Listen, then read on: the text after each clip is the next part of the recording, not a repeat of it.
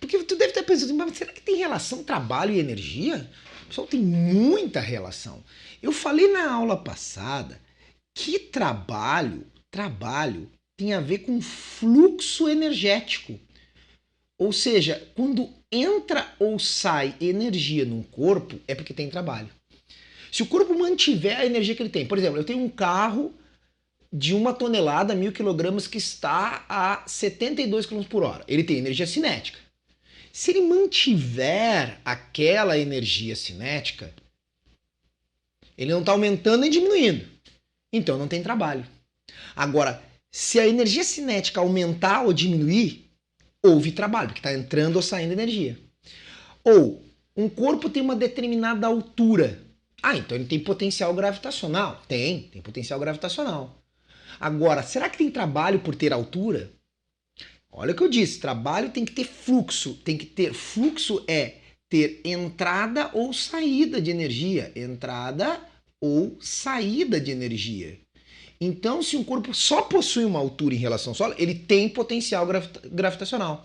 Mas para ter trabalho, ele tem que ter mais ou menos energia potencial gravitacional. Tem que entrar ou sair energia no corpo. Então, aqui tá as relações que existem. Olha só, porque eu te falei na aula passada, só para deixar claro, para quem não viu, que trabalho da força-peso era mais ou menos mg vezes, em módulo, vezes ΔH. E nessa aula eu tô te falando que potencial gravitacional é mgh, só não tem aquele delta. Ó, então olha só, para ter trabalho tem que mudar a altura, tá? E para ter energia basta ter altura. Olha a diferença.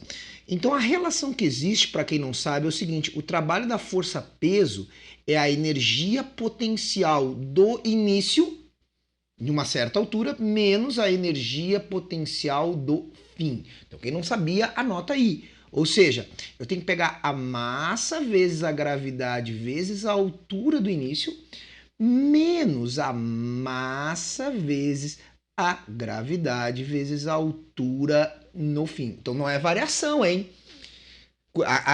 Porque aqui tem um delta, aqui tem um módulo, ó. Tem que cuidar aí para não errar esses sinais. Então é inicial menos sinal.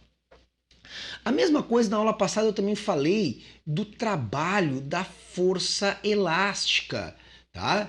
E o trabalho da força elástica é K delta X ao quadrado. Aí tu olha na aula de hoje eu te falo que o quê?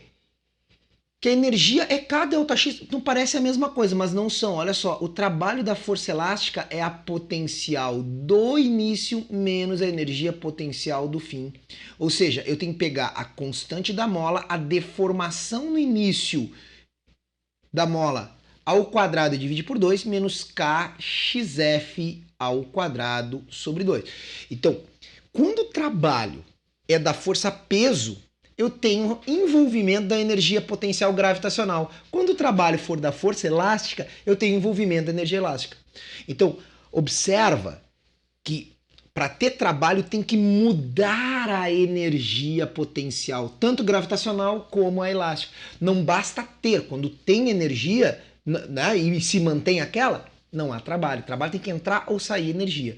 E para finalizar, quero só lembrar que o trabalho da força resultante, daí de todas as forças atuantes, o trabalho da força resultante é o quê? A variação da energia cinética. Cuida que com a energia cinética é a final menos a inicial, ou seja, massa velocidade final ao quadrado sobre 2 menos massa velocidade inicial ao quadrado sobre 2. Olha que legal que é essa relação aí entre a aula passada e a aula de hoje.